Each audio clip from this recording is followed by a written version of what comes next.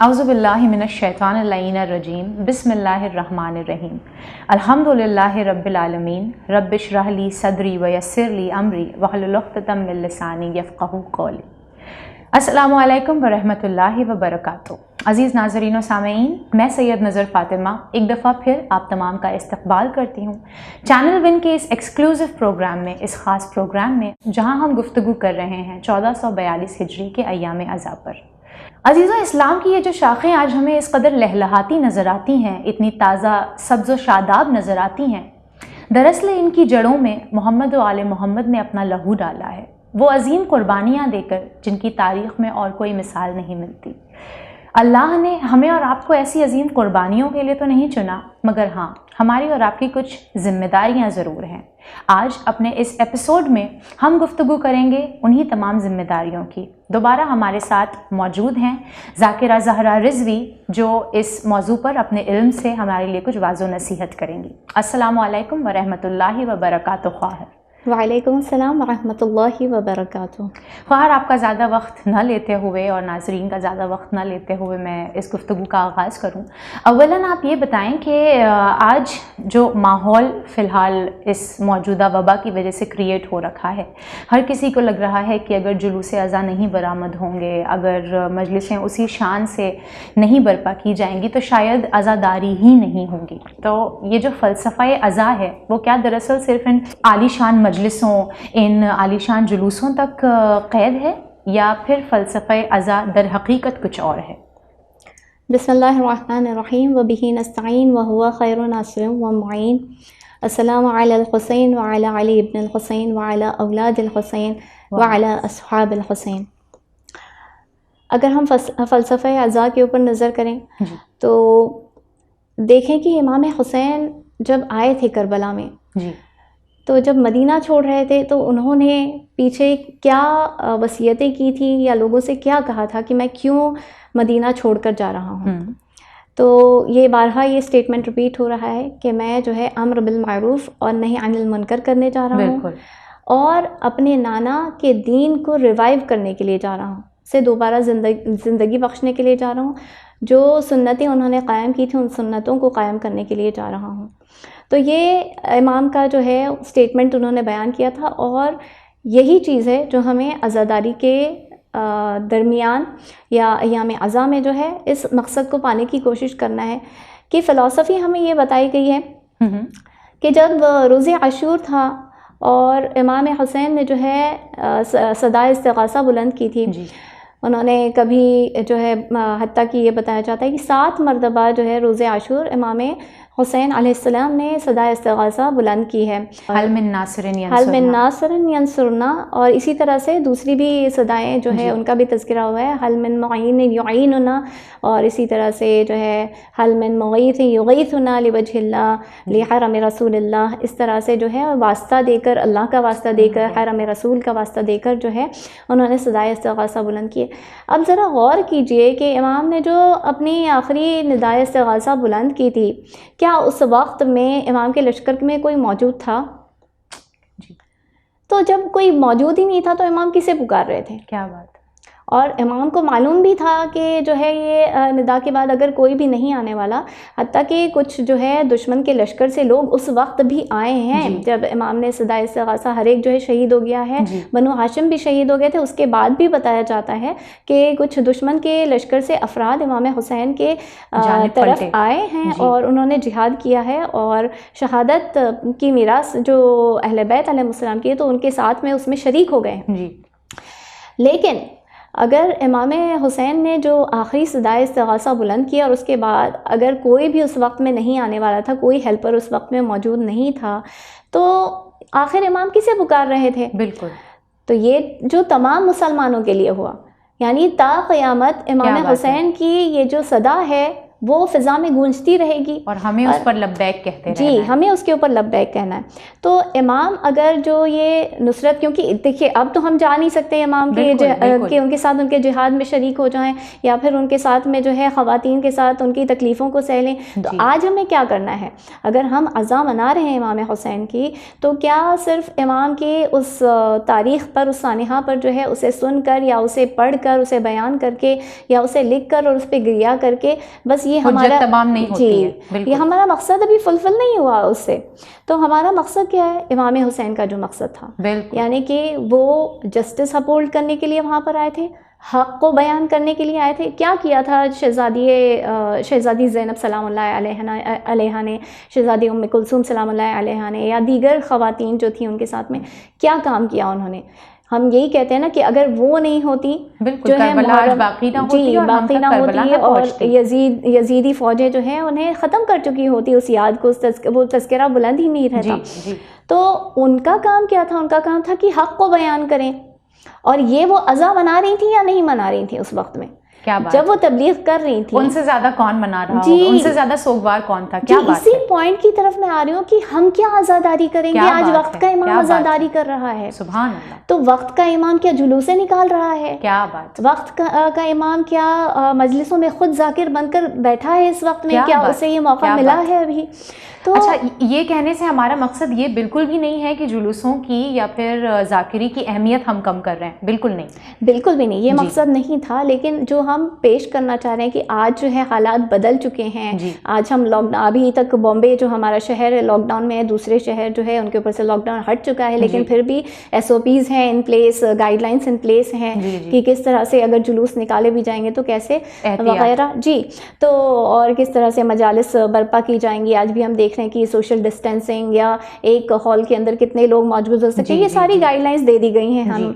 तो मकसद बयान करने का ये है कि मकसद अज़ा सिर्फ जुलूसों से फुलफिल नहीं हो रहा है, या फ़लसफ़े अज़ा ये नहीं था कि हम जुलूस निकालें। देखिए, जुलूस एक पहलू है, क्योंकि हर जगह जो है रस्म व रिवाज होते हैं और वो उन्होंने आज़ादारी हुसैन को, आज़ादारी सैयद शुहदा को तक़वियत बख्शी है। बिल्कुल बिल्कुल, वरना ये क्योंकि हर जनरेशन के हिसाब से, तारीख़ के लिहाज से जो आज़ादारी बदलती हुई नज़र आती है हमको। हम देखते हैं कि कल्चरली भी बहुत अफेक्टेड होती है, सकाफती पहलू भी है इस आज़ादारी का। तो लेकिन जो मकसद है या फ़लसफ़ा है इस अज़ा का, वो ये है कि हम जो है हर वक्त में, यानी ये भी नहीं है कि हम सिर्फ मुहर्रम में अज़ा मना रहे हैं जी, ऐसा तो नहीं है ना। हम हर वक्त फ़र्श अज़ा बिछाते हैं तो इमाम हुसैन का ही बिछाते हैं, यकीनन, चाहे हमारे ख़ानदान से कोई फौत हो जाए, किसी का इंतकाल हो जाए, या हम किसी दूसरे अहले बैत अलैहिस्सलाम के अफराद में से अगर किसी का फ़र्श बिछाते हैं, उनके मुसीबत का जिक्र करते हैं, तो हम इमाम हुसैन के बगैर उसे छोड़ते ही नहीं, उनके मसाइल को जिक्र करते ही हैं उसमें। तो इमाम हुसैन की जो अज़ा है वो तो साल भर की है। हाँ, ये मखसूस अय्याम है उनके, जहाँ पर हम जो है खुसूसन इमाम हुसैन, क्योंकि ताज़ा हो रहा है हमारा वो वाक़यात पेश हुए जी, वो मंज़र जो है वो हमारे सामने जो है बिल्कुल तरोताज़ा हो जाता है। तो फ़लसफ़ा ये है कि हम जो है हर वक्त इंसाफ, हक़, मोरालिटी जो आज हमें ख़त्म होती है बिल्कुल नज़र आ रही है। जैसे कि रसूल ने फरमाया था कि वो वक्त आएगा जब नेकी को बदी समझा जाएगा और बदी को नेकी समझा जाएगा, और उस वक्त जो है अम्र बिल मारूफ और नही अनिल मुनकर करने वाले भी नहीं नज़र आएंगे। तो आज वही वक्त आ चुका है हमारे ऊपर। उनका मसला वो जाने, हम क्यों उनकी बात में टांग अड़ाएं और या हम उनको क्यों मशवरा दें जी, ये तमाम चीज़ें जो है हमारे सामने साफ हमको नज़र आ रही हैं। तो यहाँ पर जो है मोरालिटी ख़त्म होती हुई नज़र आ रही है, जहाँ पर इमोरालिटी को सामने रखकर ये पेश किया जाता है, जहाँ पर जो है मेरा जिस्म मेरी मर्ज़ी, इस तरह की जो चीज़ें हमें नज़र आती हैं लोगों में, हत्ता कि ये हमारे मज़हब में बहुत ज़्यादा राइज होता चला जा रहा है। और अगर आप देखें तो आज जहाँ पर शराब नोशी इतनी आम हो चुकी है, और बहुत अफसोस के साथ हमारी कौम में भी आम हो रही है, बहुत अफसोस के साथ कि हमारी कौम में भी आम हो चुकी है। हत्ता कि अगर आप देखें कि बहुत सारी ख़वातीन जो मैरिजेस वगैरह के लिए अगर वो चाहती हैं कि उनका निकाह हो जाए, और आप जानती हैं कि ऑनलाइन भी जो है ऐसी काफ़ी साइट्स वगैरह होती हैं, तो वहाँ पर अपनी प्रोफाइल जो है लोग इंसान डालते हैं। तो ख़वातीन ने आकर मुझे ऐसे बताया है कि लोग जो अपनी प्रोफाइल डालते हैं वहाँ पर बाकायदा अपने आप को शिया अहले बैत बताते हैं, लेकिन वेस्टर्न कंट्रीज़ में में जो रहने वाले हैं वो बहुत खुले तरीके पे लिख देते हैं कि कोई नक्स नहीं है, कोई ऐब नहीं है, लेकिन वी ड्रिंक।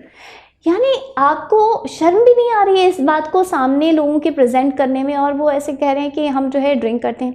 और इमाम हुसैन वहाँ पर जब उन्हें बैत के लिए बुलाया गया, उनसे बैत तलब की जाए, क्या फरमा रहे थे वहाँ पर कि वो शराब पी रहे थे और शतरंज खेल रहे थे। जी, शराब नोशी कर रहा था यजीद। यानी इमाम ने बाकायदा उसकी कैरेक्टरिस्टिक्स को बताया, किस बिना पर मैं इसकी बैत नहीं कर सकता हूँ, क्योंकि ये शराब पीता है, बंदरों के साथ खेलता है, बंदरों को मिंबर पर बिठाता है और शतरंज खेलता है, तो इस तरीके के काम किया करता है। तो इस जैसे अय्याश के साथ के हाथों पर मेरी बैत मुझ कैसे जैसा कभी तुझ जैसे की बैत नहीं कर सकता। मिसली ला युबायो मिसलक, यानी कि मुझ जैसा तुझ जैसे की बैत कैसे कर सकता है।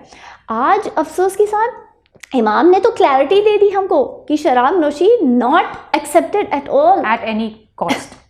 लेकिन आज हमारे जवान इसको जो है बिल्कुल भी, और अगर बिल्कुल भी बुरा नहीं समझ रहे, अगर इसको बुरा समझ भी रहे हैं तो हम देखें कि चूँकि वेस्टर्न कल्चर में ऑलमोस्ट हर जगह पर जो है आपको जो है शराब नोशी होती हुई नज़र आएगी। तो जवान हमारे इस बेबाकी से ये कहते हैं, देखिए जो हमारे फतवे हैं फ़िक़्ह के मुताबिक वो ये कि आप उस टेबल पर नहीं बैठ सकते जहाँ पर शराब सर्व की जा रही हो, तो बहुत बेबाकी से कह देते हैं कि हम तो नहीं पी रहे ना, उनका अमल उनके साथ, हाँ हम तो नहीं नोश फरमा रहे, तो फिर क्या उसमें हर्ज है हमारे लिए वहाँ बैठने में। और जहाँ पर इतना ज़्यादा मजम्मत की गई हो इस हराम काम की, इस हराम फ़ेल की, वहाँ पर आज हमारे जवान इसको जो है बहुत लाइटली ले रहे हैं। तो फ़लसफ़े अज़ा ये जब आपने याद ही नहीं रखे कि हमारे इमाम ने स्टैंड किस लिए उठाया था, तो फिर आपका उन पर गिरिया करके क्या फ़ायदा? उनके ऊपर गिरिया करके क्या फ़ायदा। अगर आप जनाब ज़ैनब पर इतना गिरिया कर रही हैं और उनके जो है चादर छीनी जाने पर गिरिया कर रही हैं, और आप ख़ुद अपने हिजाब के लिए बिल्कुल लापरवाह हैं और नामुकम्मल हिजाब किया हो या बिल्कुल भी हिजाब नहीं किया हो, फॉर दैट मैटर सिर्फ आप माह मुहर्रम में हिजाब कर रही हैं, तो ये तमाम चीज़ें जो हैं हमारे आज़ादारी के फ़लसफ़े को कहीं हमने पीछे छोड़ दिया है और हमने इसको बस एक रस्म व रिवाज बना लिया है। यानी रिचुअल्स में हम ज़्यादा गर्क हो चुके हैं बनिस्बत इसके कि हम इसके बेसिक मकसद को समझ सकते हैं, इसके बेसिक रीज़न्स को समझ सकते हैं। और इमाम ने जैसे बातिल के ख़िलाफ़ जो मुखालफत अपनी का इजहार किया था, अपनी मुखालफत का इजहार किया था कि मैं बातिल ताकतों के सामने जो है बिल्कुल घुटने नहीं टेकने वाला। और यही बात आई थी ना कि इज़्ज़त की मौत एक ज़िल्लत की ज़िंदगी से बेहतर है, यकीन है। लेकिन आज हम ऐसे ही लोगों के को जो है बटर अप कर रहे हैं, उनको फ्लैटर कर रहे हैं, उनको मक्खन लगा रहे हैं जो हमको एक्चुअली दबाने में लगे हुए हैं। आप देखिए कि हर तरफ जो है आज़ादारी पर अगर देखें तो पाबंदी लगाई जा रही है, तो किस वजह से? क्योंकि वो समझ गए हैं कि इस आज़ादारी में क्या ताकत है, लेकिन हम शायद इस आज़ादारी की ताकत का एहसास नहीं कर पा रहे हैं क्योंकि हम फ़लसफ़ा भूल चुके हैं उसके, हम उसकी फ़िलासफ़ी को भूल चुके हैं। और इसके अलावा हमें चाहिए कि हम इमाम के पैगाम को अपने अंदर तहम्मुल करने की कोशिश करें। अय्याम अज़ा में अगर हमने गुनाहों को बंद नहीं किया, गुनाह के मुर्तकिब बनते रहे और उसे ख़त्म नहीं किया या कम नहीं किया अपनी ज़िंदगी में, तो हमने क्या सीखा? अगर इमाम की मैसेज इतनी इंस्पिरेशनल थी, अगर इमाम ने जो है तमाम मोमिनीन को जगा दिया, तमाम दीन इस्लाम को जो है ज़िंदगी बख्शी है, तो वो हमारी ज़िंदगियों में वो चेंज क्यों नहीं लेकर आ रही है? क्यों हमें ज़िंदा नहीं कर रही? क्यों हमारे ज़मीर को, हमारे नफ्सों को ज़िंदा नहीं कर रही है और हमें तज़किए नफ्स की तरफ क्यों नहीं बढ़ा रही है? वो इसलिए कि हम दरअसल फ़लसफ़े अज़ा को समझ नहीं पाए। बहुत बहुत शुक्रिया आपका ख़्वाहर, जज़ाकल्लाह इस बेहतरीन जवाब के लिए।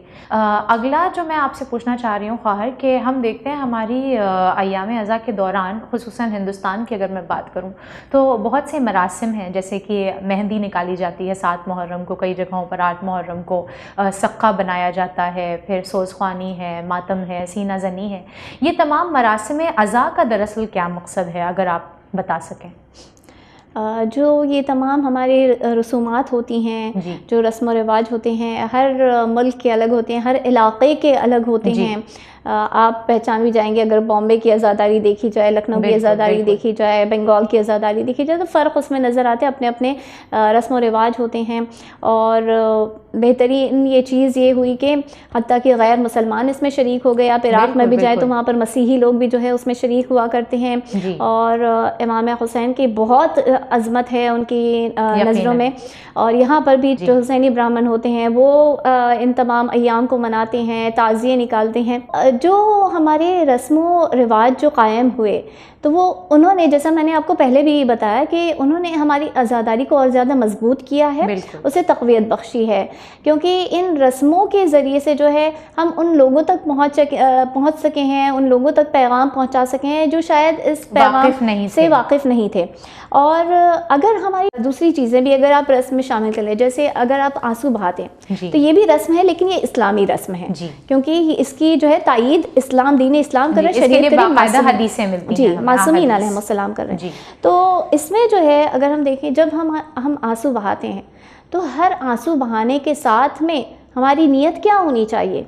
हमारी नीयत ये होनी चाहिए कि हम जो है उस इमाम पर गिरिया कर रहे हैं जिसने एक स्टैंड लिया करप्शन के ख़िलाफ़, जिसने जो है फ़साद जो आम हो चुका था, उस फ़साद में जो है एक बैलेंस, एक तवाज़ुन कायम करने की कोशिश की। दीन इस्लाम का जो बिगड़ा हुआ चेहरा था उसे दुरुस्त करने की, उसकी इस्लाह करने की कोशिश की। मरहूम अतहर साहब ने कहा था कि दरअसल शराब को इस्लाम में नहीं शामिल किया जा रहा था, बल्कि शराब को मुसल्ले में लपेटा जा रहा था। ये हो रहा था करबला में।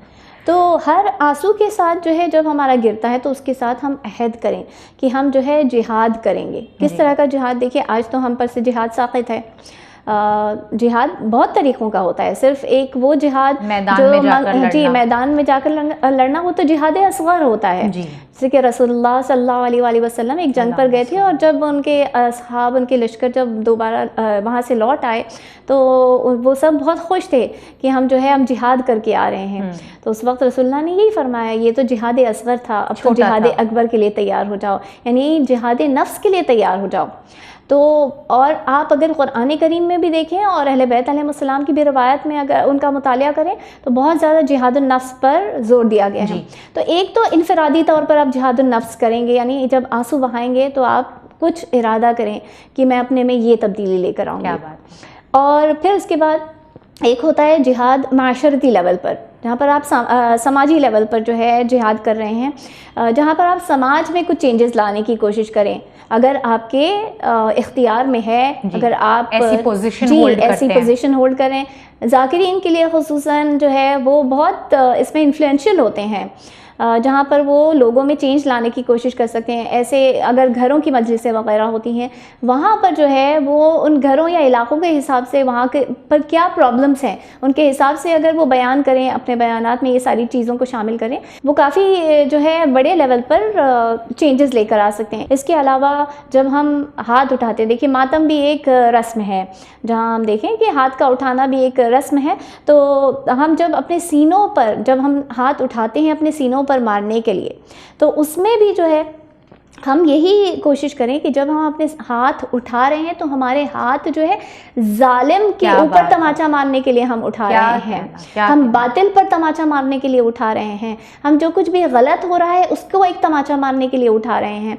यानी अगर हम अपने ख़ानदान में भी अगर देख रहे हैं कि कुछ ऐसी चीज़ें गलत हो रही हैं, बिकॉज़ आई थिंक जितना ख़ानदानों के अंदर लड़ाई झगड़े होते हैं, जितनी नाइत्तेफाकियाँ होती हैं, जो रंजिशें होती हैं आपसी, वो ख़ानदानों के अंदर ज़्यादा होती हैं बनिस्बत ये कि गैरों के। क्योंकि देखिए मोहब्बत भी ज़्यादा होती है, जिसके दिल में जिसके लिए ज़्यादा मोहब्बत होगी तो हर्ट भी उसे उतना ज़्यादा ही होगा। जब कोई तकलीफ़ पहुँचेगी तो ज़्यादा तकलीफ़ पहुँचेगी। तो जब हम अपने ख़ानदानों में देखते हैं, अगर हमने किसी से क़त्ल रहम करके रखा हुआ है, बिल्कुल, तो आप सिले रहम करने की कोशिश कीजिए कि क़त्ल रहम कितना बड़ा गुनाह है। तो अगर हमारे ख़ानदानों में ऐसा प्रॉब्लम है तो हम वहाँ पर अपने आप को दुरुस्त करने की कोशिश करें। अगर कोई दूसरा प्रॉब्लम है जहाँ पर हमने किसी अपने भाई बहन का हक़ गस्ब करके रखा हुआ है, कि मीरास में कोई हक़ गस्ब किया हुआ है, तो उसे जो है अहद कीजिए कि अगर हमारे पास आज मौजूद है तो हम लौटा दें उसे, किसी तरह से उन्हें राज़ी कर लें, क्योंकि यही सब चीज़ें हमारे काम आने वाली हैं। क्योंकि अगर आप अज़ा अपनी जगह पर है, गिरिया अपनी जगह पर है कि उसकी कद्र कीमत बहुत बुलंद उबाला है, और और उसकी अहमियत अपनी जगह बहुत ज़्यादा है, लेकिन अगर इतने सारे हुकूक हमने दूसरों के गस्ब करके रखे होंगे तो फिर क्या बीबी इस गिरिए को कबूल करेंगी? जी, एक चीज़ होती है कर लेना और अपनी ड्यूटी को अंजाम देना, एक चीज़ होती है कबूलियत। और जैसे कि नमाज के लिए भी ये बताया जाता है ना कि आपने ड्यूटी अंजाम दे दी, लेकिन जहन आपका कितना था नमाज में, कितना खुलूस था उस वक्त में जब आप नमाज़ पढ़ रहे थे, तो वो खुलूस के बेसिस पर आपकी नमाज़ जो है कबूल होगी। क्योंकि आपने नमाज के सिलसिले में बहुत सारी हदीसें सी मिलती हैं कि इतने आसमान जो हैं, हमारे 7 आसमान हैं और हर आसमान पर जो है एक एक फ़रिश्ता मुक़ीम है, और जैसे जैसे नमाज ऊपर जाती है तो कोई फ़रिश्ता जो है नमाज के सिलसिले में सवाल करता है कि इसने जो है किस तरह से नमाज़ पढ़ी, जब नमाज़ पढ़ रहा था या पढ़ रही थी तो उसका ध्यान कहाँ था, उसका रुझान कहाँ था, अपने मालिक के दरबार में थी, लेकिन उस वक्त में कितने लोगों को शरीक कर लिया, कितना शिर्क कर लिया उस वक्त में, ये जो खुफिया शिर्क कहलाता है। तो उसी तरह से अज़ा में हम आंसू बहा रहे हैं इमाम हुसैन पर इमाम हुसैन इसे कबूल कर रहे हैं, जनाब सैयदा इसे कबूल कर रही हैं इस अज़ा को, वो एक बहुत बड़ा मरहला हमें तय करना होता है। जैसे हमें वो हदीस मिलती भी है इमाम हुसैन अलैहिस्सलाम से कि तलवार से ज़्यादा वार मुझ पर उस इंसान के आंसू करते हैं कि जो नमाज नहीं पढ़ता है मगर गिरिया करता है। जी, तो मुझे यकीन है कि ये सिर्फ नमाज के लिए नहीं बल्कि और भी, अगर आप किसी का हुकूक मार रहे हैं या किसी यतीम को आप परेशान कर रहे हैं तो फिर आप कैसे इमाम हुसैन की यतीमा पर गिरिया कर सकते हैं जब आप खुद किसी यतीम का हक मार रहे हैं। तो बहुत ज़रूरी है कि हम इन तमाम चीज़ों का ख्याल रखें इन मरासिमों को अंजाम देते वक्त। जज़ाकल्लाह खैर। खैर, किसी भी मुआशरे की रीढ़ जो होती है, स्पाइन जो होती है, वो उसके यूथ होते हैं, उसके नौजवान होते हैं। और बिलखुसूस आज़ादारी को अगर देखा जाए तो आप देखती हैं कि जुलूसों में, ताबूतों में, अलमबरदारी करने में हर जगह हमारे यूथ आगे होते हैं। तो इनके लिए इनका किरदार क्या होना चाहिए आज़ादारी में, ये आप बताती चलें। जहाँ हमारे यूथ के सिलसिले में अगर हम उनके आज के रूल्स बयान करें, देखिए हर दौर के हिसाब से जो है बिल्कुल हमारा मकसद इस सीरीज़ को लेके यही है कि हम फ़िलहाल दौर हाजिर में जो इस वबा ने हालात क्रिएट किए हुए हैं, हम उसके सिलसिले से ही बात करने की कोशिश कर रहे हैं। जी, तो एक चीज़ जैसे इमाम अली अलैहिस्सलाम ने भी जो है वालिदैन को बहुत बेहतरीन हिदायत फरमाई कि तुम अपने औलाद की तरबियत या उनके साथ जो तुम्हारा बिहेवियर है उस तरह से ना करो जैसे तुम्हारे अपने आबा अजदाद ने या तुम्हारे वालिदैन ने तुम्हारे साथ किया था। बिकॉज वक्त जो है वो ठहरता नहीं है, वो you have to move with the times. तो यहाँ पर जो है इमाम ने भी यही चीज़ फरमाई थी, और हम देख रहे हैं कि हमारे साथ हमारे वालिदैन ने कैसा बिहेव किया था और कैसे हम फ़ौरन उनके इताअत गुज़ार हो जाते थे, और बच्चे आज के बच्चों को देखते हुए किस तरह से हमें चेंजेस लाने की कोशिश करना है। और ये जो है हमारे सारे साइकोलॉजिस्ट और साइकोथेरेपिस्ट और जो भी एक्सपर्ट्स हैं वो सब भी इन्हीं चीज़ों को बयान करते हैं जो इमाम अली अलैहिस्सलाम ने कई सदियों पहले जो है हमें ये बात बयान कर दी। अब जो आज की यूथ है वो क्या कर सकते हैं आज के जनरेशन को देखते हुए या आज की आज़ादारी को देखते हुए। देखिए, एक चीज़ है कि हम इनफरादी तौर पर अज़ा को मनाते हैं, और एक होता है पैगाम फैलाना, यानी सोशली अवेयर करना लोगों को। तो सोशली अवेयर करना शायद ये पहलू बहुत इम्पॉर्टेंट है, क्योंकि जब हम सोशली लोगों को अवेयर करेंगे तो इसी के ज़रिए से जो है लोग ज़्यादा से ज़्यादा लोग जो है इमाम हुसैन के पैगाम को समझ सकेंगे, जी, चाहे वो गैर मुसलमान हों। और इसमें जो है यूथ का एक बहुत बड़ा रोल आ जाता है कि जब हम कुछ ऐसे काम अंजाम देते हैं, जैसे बहुत सारे लोगों को आपने देखा होगा कि वो वाटर डिस्ट्रीब्यूशन, यानी इस वक्त में मुहर्रम के पानी की सबीलें और रास्तों पर जो है वो खड़े होकर पानी तकसीम करना, सील वाटर बॉटल्स वगैरह तकसीम करना, ये काम करते हैं। उस पर एक मैसेज लिखा हुआ होता है कि ये जो है इमाम हुसैन के लिए हम कर रहे हैं। जी, तो व्हाट इज़ हुसैन करके जो बहुत राइज, हु इज़ हुसैन करके जो बहुत तंजीम चलाई जा रही है। फिर इसके अलावा कुछ जो कि तबर्रुक एक बहुत अहम एस्पेक्ट है इमाम हुसैन के। तबर्रुक से मुराद यानी जो नज़र और नियाज हम करते हैं, वो दूसरे तबर्रुकात की बात नहीं कर रही हूँ, जैसे आलम भी तबर्रुक होते हैं और इमाम हुसैन के जरिए से मस किया हुआ, जो मजलिस के बाद तकसीम करने वाले तबर्रुकात हैं, जो बाकायदा खाते पीते हैं, ऐसी चीज़ें। तो उन चीज़ों को भी जो है हमें बहुत सारे इलाके ऐसे हैं जहाँ पर लोग जो है गुर्बत का शिकार हैं, जहाँ फ़क्र व फाका से ज़िंदगी गुजारें। आज लॉकडाउन के ज़माने में जहाँ कितने लोगों की रोज़ी छिन चुकी है, तो इसमें जो है हम तबर्रुक जो है ऐसे इलाकों में जाकर बांटें या तकसीम करें जो शायद इन शायद ऐसे तबरुक उन्हें देखने भी नहीं मिलते होंगे कि देखिए जब हम कोशिश करते हैं इमाम हुसैन के लिए कोई मजलिस बरपा तो हम बेहतरीन तबरुक भी बांटना चाहते हैं जी। तो हर इंसान अपनी हैसियत से उठ के करता है जी। और हो सकता है कि अगर आप एक वेल्दी लोकेलिटी में रह रहे हों जहाँ पर सब आने वाले अज़ादार सारे जो है दौलतमंद उन्हें उसकी ज़रूरत उतनी नहीं है और वो उसकी कदर भी नहीं कर सकेंगे शायद उतनी, इवन तो वो नियाज़ हुसैन है तो कद्र करना चाहिए लेकिन शायद उतना नहीं कर सके। लेकिन यही चीज़ अगर आप ऐसे इलाकों में बांटें, इसको तकसीम करें जहाँ लोगों को ये चीज़ें मैसर नहीं होती हैं जी। उसके अलावा लीफलेट्स या पैम्फलेट्स इमाम हुसैन की, ये मुहर्रम आशूर की तारीख, मुहर्रम और आशूर की मुख्तसर सी तारीख को उसके अंदर जी ब्रीफ हिस्ट्री या सिर्फ उस दिन के सिलसिले में जो एक छोटा सा कि इमाम ने क्या किया और इस तरह से लोगों को तकसीम करें और उसे बांटें, तो इस तरह से जो है लोगों में अवेयरनेस बढ़ सकती है।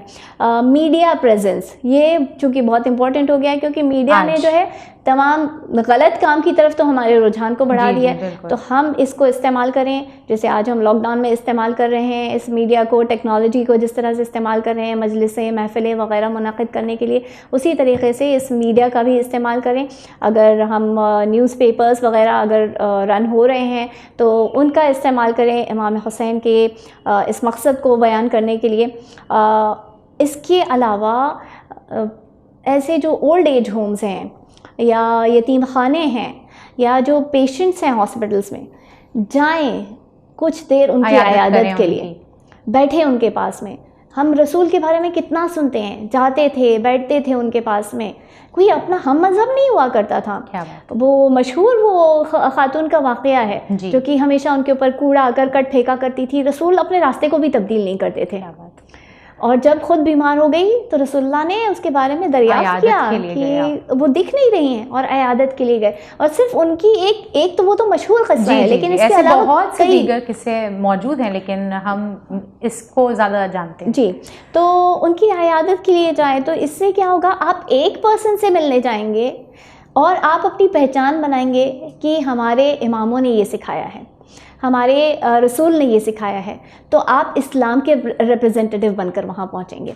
और जब आप एक पर्सन को बताएंगे ये चीज़ तो ये एक पर्सन अपनी पूरी फैमिली को बताएगा जी कि देखिए हमारी नज़र में जो मुसलमानों की इमेज बनी हुई वो वैसे नहीं होते मुसलमान जी, बल्कि वो तो इस तरह के होते हैं। आज हमारी मुलाकात हुई इनसे, तो ये इस तरह का जो है एक अच्छा इमेज आप प्रेजेंट कर सकते हैं और इससे आप दीन इस्लाम के नुमाइंदे बनकर वहाँ खड़े हो सकते हैं।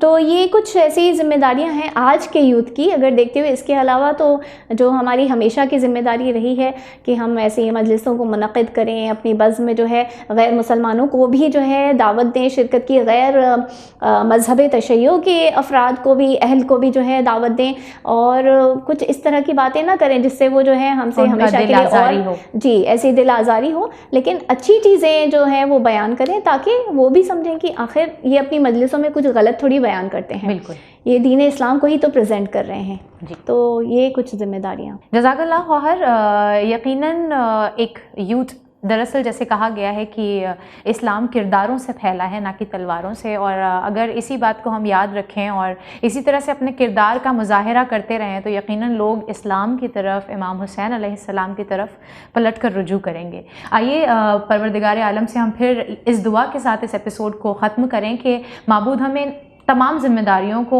बखूबी निभाने की तौफीक दे ताकि हम जनाब सैयदा सलामुल्लाहि अलैहा के क़ल्ब का सुकून बन सकें।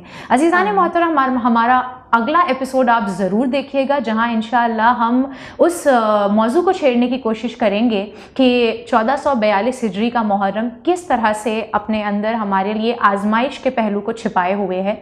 और ज़रूर जुड़िएगा हमारे साथ उस एपिसोड को देखने के लिए। तब तक के लिए मैं सैयद नज़र फ़ातिमा आप सभी से लेती हूँ विदा। फ़ी अमान अल्लाह।